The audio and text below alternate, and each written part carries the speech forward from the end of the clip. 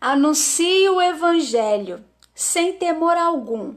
Não importa o que os seus inimigos possam fazer. Eles verão nisto um sinal da sua própria desgraça. Porém, para vocês será um sinal claro de salvação da parte de Deus. Aleluia! E nós vamos ler agora Filipenses capítulo 1, amém? Vamos ler? Está escrito assim, ó. Paulo e Timóteo, escravos de Jesus Cristo, a todos os santos em Cristo Jesus que estão na cidade de Filipos, e também aos bispos, pastores, e diáconos. A minha oração é que Deus, nosso Pai e o Senhor Jesus Cristo, deem a cada um de vocês a sua graça e a sua paz no coração e na vida de vocês. Agradeço ao meu Deus todas as vezes que me lembro de vocês. Quando oro por vocês, meu coração se enche de alegria. Olha aí. Por causa de toda a maravilhosa ajuda de vocês em fazer conhecido o Evangelho de Cristo. Olha só, gente, que lindo, né? Olha só, ele tá falando da alegria que é, olha só, da ajuda de vocês em fazer o evangelho conhecido. Você está fazendo o evangelho de Cristo ser conhecido na sua vida? Então vamos lá, olha só. Desde a ocasião em que vocês o ouviram pela primeira vez até agora. E eu tenho a certeza de que Deus, que começou a boa obra em vocês, continuará ajudando-os a crescer em sua graça, até quando sua tarefa em vocês estiver finalmente terminada naquele dia, quando Jesus Cristo voltar. Tá vendo? É bem natural que eu sentisse o que sinto a respeito de vocês, porque vocês têm um lugar muito especial em meu coração. Nós temos participado juntos da graça de Deus, mesmo eu estando na prisão, ou ainda quando eu defendo a verdade e falo de Cristo aos outros. Você tem falado de Cristo aos outros? Só Deus sabe como é profundo meu amor e a saudade que tenho de vocês com a ternura de Jesus Cristo. Olha aí.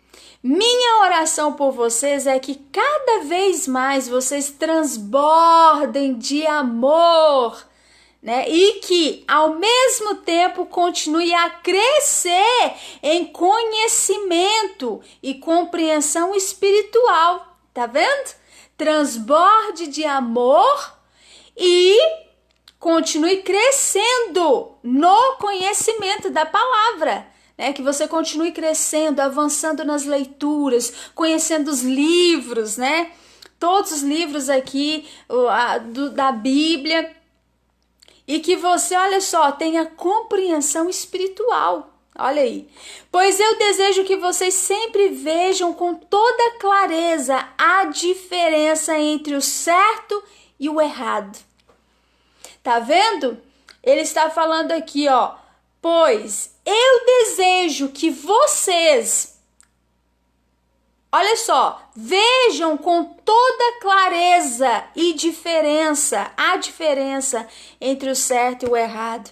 Você tem visto com clareza entre o certo e o errado?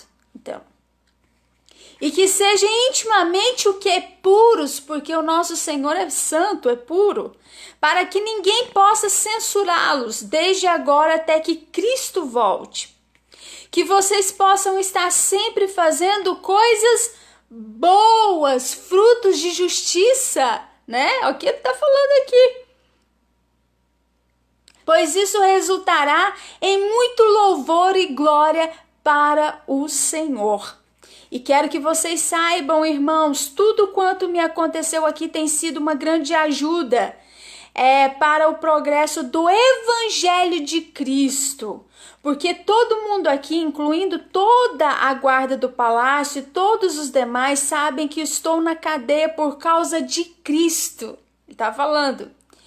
E por causa da minha prisão, muitos santos daqui parecem ter perdido o medo de ser presos, tá vendo? Quanto mais o povo era preso, perseguido, mais a igreja aumentava e o povo tinha mais coragem, né? Olha aí, olha o que ele fala aqui, por causa da minha prisão, muitos dos santos daqui parecem ter perdido o medo de serem presos. De algum modo, motivados no Senhor, eles começaram a ter cada vez mais coragem e determinação para falar de Cristo aos outros. A gente tem que evangelizar, falar de Cristo aos outros. Tá vendo? Jesus é a força, ele é o poder. Olha aí, eles de algum modo motivados, né? No Senhor, o Espírito Santo motivou eles, né? E eles começaram a ter cada vez mais coragem e determinação para falar de Cristo. Você tem tido coragem e determinação para falar do Senhor Jesus Cristo? Para honrar o nome dele na sua vida? Alguns naturalmente estão pregando o evangelho por inveja, e rivalidade. Eles querem ter também a reputação de pregadores, né? Olha aí, destemidos. Outros, porém, têm motivos puros, né? Olha só, gente, realmente tem alguns que pregam a Cristo por rivalidade, por inveja, ou por querer aparecer, ou por querer tudo, né? Eles pregam no nome do Senhor, mas lê a Bíblia mesmo, não leem a Bíblia. A gente tem que ler para a gente não ser enganado, não ser confundido, né? Outros, porém, têm motivos puros, né? Outros têm motivos puros e pregam por amor, pois sabem que o Senhor me trouxe até aqui a fim de me usar para defender a verdade do Evangelho. Então, tem muita gente que prega por amor, canta por amor, louva a Deus por amor, é só por amor, ninguém tá pagando nada, né? Elas só querem honrar o nome do Pai, só querem honrar o nome de Jesus. Então, olha só que lindo. Então, alguns pregam a Cristo para fazer-me inveja, Paulo está dizendo, pensando que seu êxito aumentará minhas tristezas aqui no cárcere.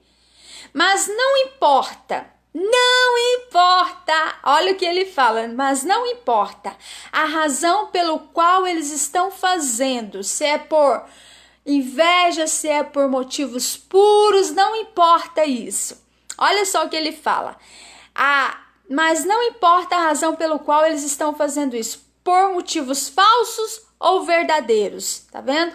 O que importa é que o evangelho de Cristo, verdadeiro, genuíno, está sendo pregado e eu fico feliz. Olha só, e eu fico alegre por isso, né? Não importa por qual motivo.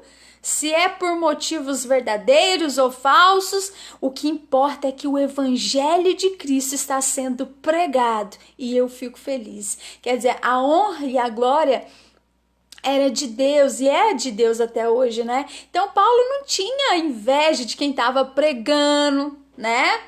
De quem estava cantando, ele não tinha. O que importava era que o nome do rei estava sendo pregado, né? As nações, a todas as pessoas, e isso era motivo de alegria, porque o reino de Deus estava se espalhando, estava sendo estabelecido na terra, né? De alguma forma, a gente não precisa ficar triste, não, de ver outros irmãos anunciando a palavra, pregando a palavra, louvando. A gente tem que ficar feliz, porque o reino de Deus está crescendo, a palavra de Deus está sendo espalhada no mundo inteiro. Isso é motivo de alegria. Na verdade, continuarei a alegrar-me. Olha o que ele fala. Porque sei que à medida que vocês oram por mim, o Espírito de Jesus Cristo me ajuda. tudo isso vai resultar em minha libertação. Entendeu? Por isso que a gente tem que orar. Olha o que ele fala, tá vendo? Porque eu sei que à medida que vocês oram, temos que orar. Tá vendo? Por mim, e o Espírito de Jesus Cristo me ajuda. Tudo isso vai resultar em minha libertação, né? Em minha salvação. Porque eu vivo em ansiosa expectativa, ele fala. Paulo está falando, porque eu vivo em ansiosa expectativa e esperança de que nunca farei nada que me faça envergonhar-me de mim mesmo. Que caráter! Olha aí, esse nasceu de novo. Tá vendo? Olha só que lindo. Gente, fica comigo para vocês aprenderem a palavra. Olha aí, porque eu vivo em ansiosa expectativa e esperança de que nunca farei nada que me faça envergonhar-me de mim mesmo, mas sim de que sempre estarei pronto a falar corajosamente de Cristo enquanto estou passando por todas essas provações aqui, tal como no passado, e também que eu sempre serei uma honra para Cristo, quer pela vida, quer pela morte. Olha o tanto que ele se entregou, né, para Jesus. Ele falava do Senhor corajosamente, mesmo passando tribulações, mesmo preso. Ele estava ali falando de Cristo, ele não se abatia, ele sabia que a missão dele era pregar o Evangelho, e ele pregou o Evangelho, tanto é que as cartas estão aqui conosco, né?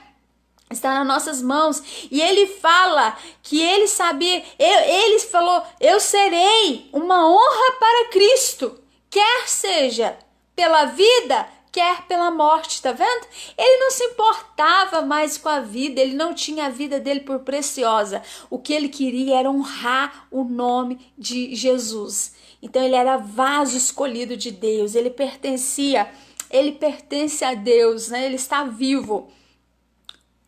Sim, ele está vivo. O espírito dele está vivo, né? Porque para mim viver significa oportunidades para Cristo. Ou seja, pregar, falar, expandir o reino de Deus. Tá vendo? E o morrer é melhor ainda. Tá vendo o que ele fala? Ele não se importava. Mas se viver me der mais oportunidades para ganhar pessoas para Cristo, então na realidade não sei o que é melhor, viver ou morrer, ele fala. Tá vendo, gente? Estou pressionado dos dois lados. Às vezes tenho desejo de ir e ficar com Cristo. Olha aí, certamente seria muito melhor para mim do que estar aqui. Porém, a realidade é que eu posso ajudar mais a vocês permanecendo aqui. Tá vendo o que ele fala, gente?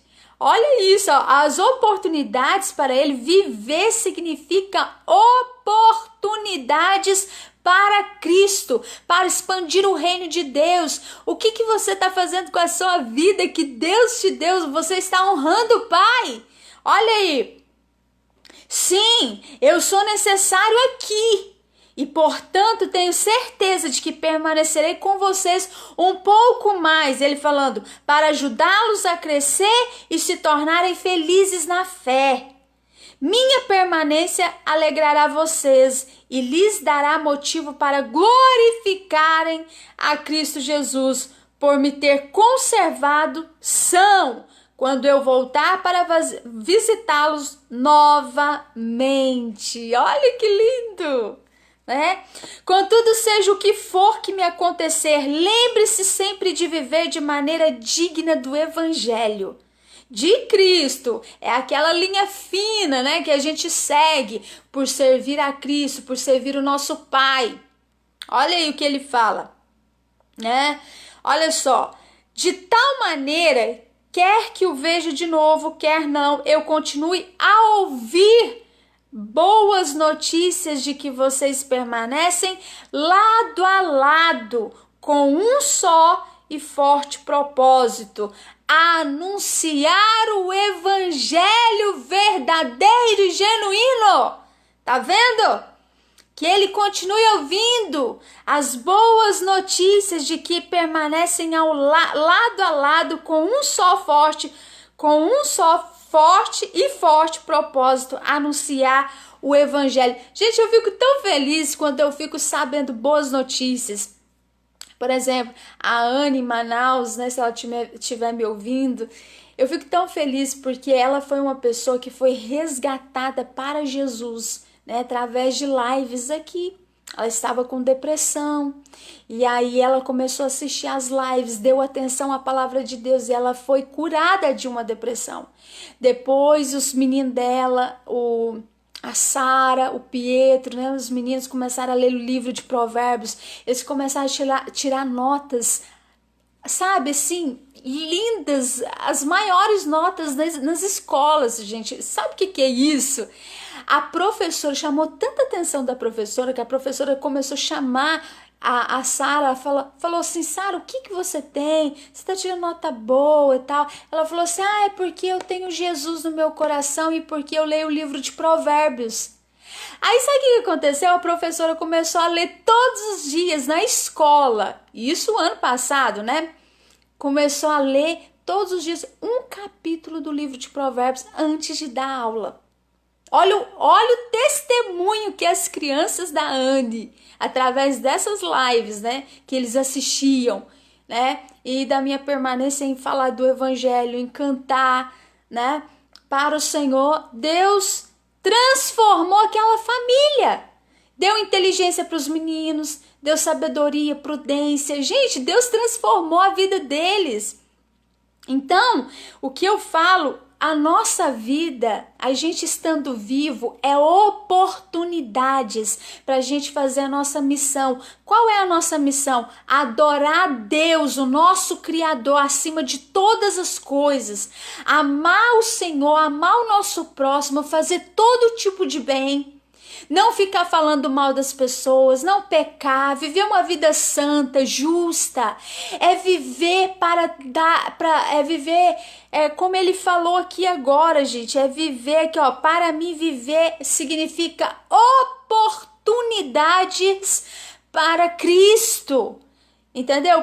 Você está fazendo isso? A sua vida está sendo uma oportunidade para que o nome do seu Deus seja exaltado na terra? Está sendo uma oportunidade para que todos possam conhecer Jesus através da sua vida? Isso que você tem que se perguntar. Um dia a gente não vai prestar contas, não é a seres humanos, a gente vai prestar contas a Deus. E o que você está fazendo com o seu talento que Deus te deu, né? Você tem que começar a viver, né, para Jesus, começa a se evangelizar, começa a encher da palavra, a se encher, para depois você encher outras pessoas. É isso que vai acontecer na sua vida. Você vai se encher da palavra de Deus para depois encher outras pessoas. E Deus, vai ser natural Deus colocar pessoas na sua frente para você pregar, para você falar. Vai ser natural isso, né? Olha só. Aí ele fala aqui, ó, que eu continue a ouvir boas notícias de que vocês permanecem lado a lado com um só e forte propósito: anunciar o evangelho sem temor algum. Não importa o que os seus inimigos possam fazer. Eles verão nisto um sinal. A pregação do evangelho, eles verão nisso um sinal da sua própria, né, desgraça para os seus inimigos. Porém, para você, sabe o que significa isso? Para vocês será um sinal claro da salvação da parte de Deus. Olha isso!